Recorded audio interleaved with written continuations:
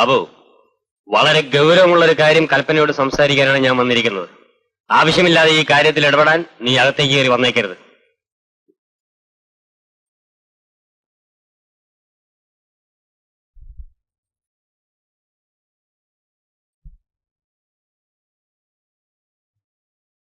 കൽപ്പനേ, കൽപ്പനേ,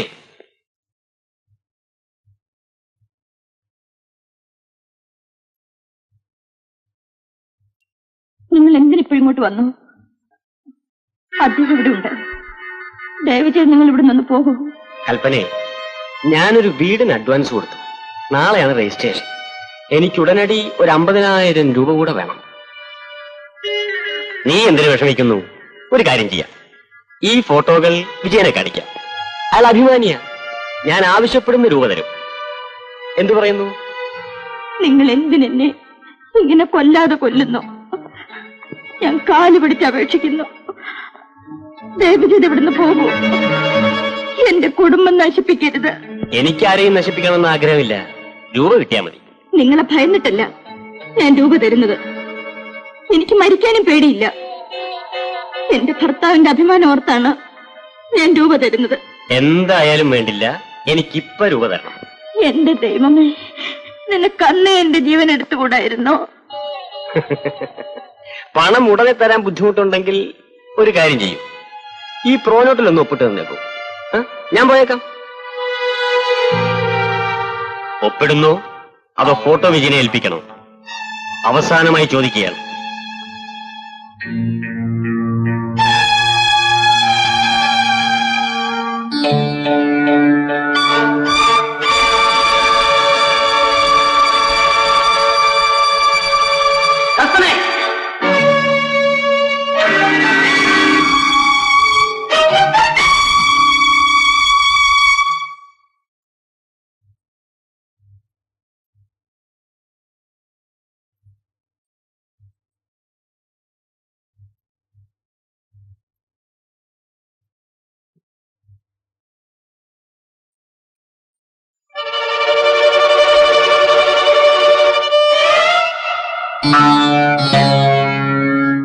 എന്താ ഇവിടെ നടന്നത്?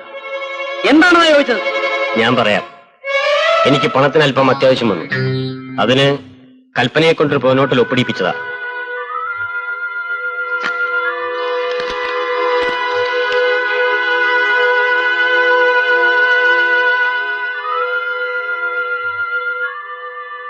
എന്റെ ഭാര്യയുടെ കയ്യൊപ്പിട്ട് നീ പണം വാങ്ങുന്ന എന്തിനാ? പറയൂ. അത് ഭാര്യയോട് തന്നെ ചോദിക്കണം. കൽപ്പന,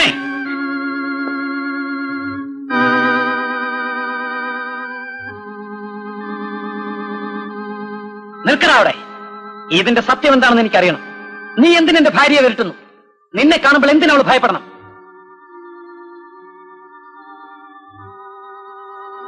പറയടാ, പറയാൻ. വിജയ, നീ അതറിയാതിരിക്കുന്നതാണ് നല്ലത്. എനിക്കതറിയണം. അറിഞ്ഞില്ലെങ്കിൽ എനിക്ക് ഭ്രാന്ത് പിടിക്കും. പറയടാ. നീ എന്നെ അടിച്ചു അല്ലേ? നിന്റെ ആയസ് മുഴുവൻ ലജ്ജിച്ച് തലതാഴ്ത്തേണ്ട കാര്യം ഇതാ. നിന്നെ കണ്ണുകൊണ്ട് തന്നെ കണ്ടോളൂ. വേണ്ട സർ, നിങ്ങൾ ഈ ഫോട്ടോ കാണണ്ട സർ. ബാബു, ആ ഫോട്ടോ ഇങ്ങ് തരൂ. തരാൻ.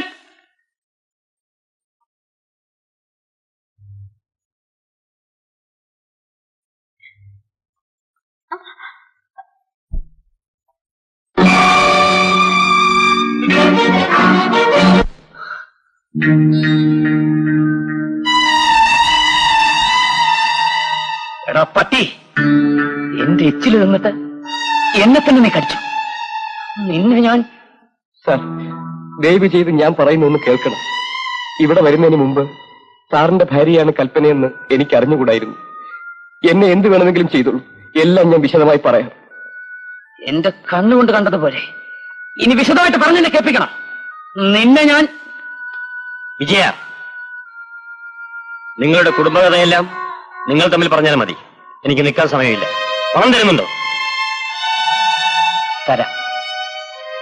പണത്തേക്കാൾ വിലപ്പെട്ടതാണല്ലോ എന്റെ കുടുംബത്തിന്റെ അഭിമാനം.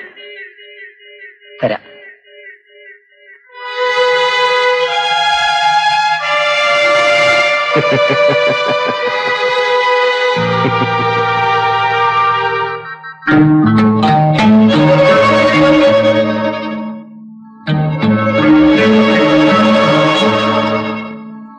രവി, ഇതാ നിങ്ങൾ ആവശ്യപ്പെട്ട പണം.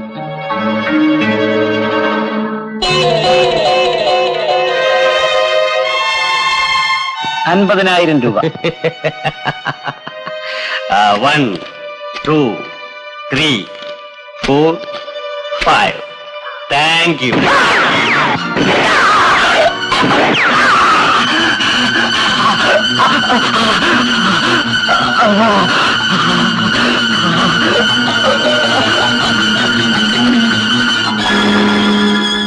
എടാ, എന്റെ കുടുംബജീവിതം തകർത്തവനാണ് നീ. എടാ നന്ദി കെട്ട മൃഗമേ, നീ ഇനി ജീവിച്ചിരിക്കാൻ പാടില്ല. ക്ഷമിക്കൂ, ഞാനാണ് തെറ്റ് ചെയ്തത്. ഞാനാണ് നിങ്ങളെ വഞ്ചിച്ചത്. എന്നെ കൊല്ലൂ, എന്നെ കൊല്ലൂ. കൽപ്പനെ, കൽപ്പനെ, എന്താ എന്തു പറ്റി? ഞാൻ വല്ല ദുസ്വപ്നവും കണ്ടതായിരിക്കും. കിടന്നുറങ്ങ. ആ ആ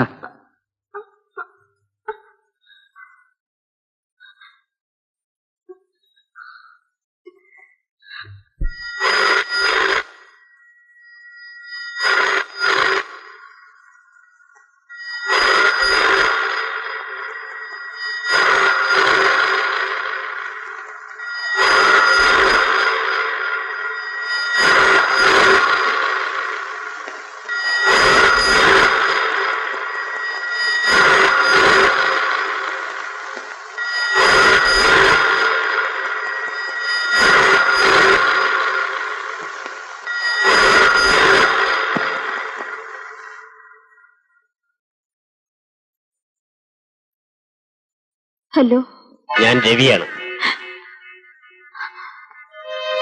ബാക്കി 25,000 നാളെ തരാമെന്നാണല്ലോ പറഞ്ഞത്. അതൊന്ന് ഓർമ്മിപ്പിച്ചതാ. നാളെ തന്നെ തരാൻ ഇവിടെ പണം ഇരിപ്പില്ല. എനിക്ക് അല്പം സാവകാശം തരണം. സോറി, അവിടെ ഇല്ലെങ്കിൽ നിങ്ങളുടെ അച്ഛനോട് വാങ്ങിത്തരണം. അദ്ദേഹം വലിയ പണക്കാരനല്ലേ? അത് എന്റെ ഭർത്താവ് ഇവിടെ ഉണ്ട്. അറിയാതെ പോകുന്നത്. വിജയന്റെ പ്രോഗ്രാം എല്ലാം എനിക്കറിയാം. അയാൾ ഇന്ന് തിരുവനന്തപുരത്ത് പോയതല്ലേ? അപ്പോൾ അയാൾ അറിയാതെ പോയി വാങ്ങാമല്ലോ.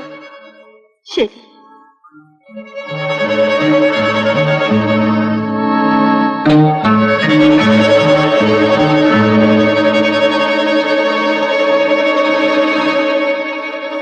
കൽപ്പനെ, ആരാ ഫോൺ ചെയ്തത്? എന്റെ ഒരു ഫ്രണ്ടാണ്.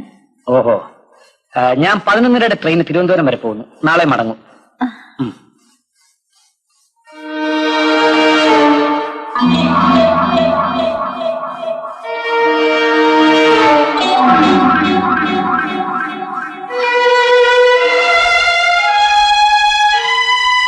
ദേവ്യമ്മേ, എന്താ കൊച്ചമ്മേ, എന്നെ വിളിച്ചോ? ഞാനൊരു കൂട്ടുകാരുടെ വീട് വരെ പോവാ. വരാൻ അല്പം വൈകും. മോൻ സ്കൂളിൽ നിന്ന് നോക്കിക്കൊള്ളണം. ശരി കൊച്ചമ്മേ. ആ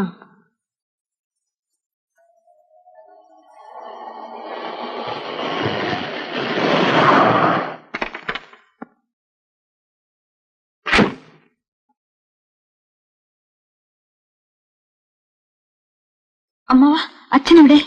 മുകളിലത്തെ മുറിയിലുണ്ട്.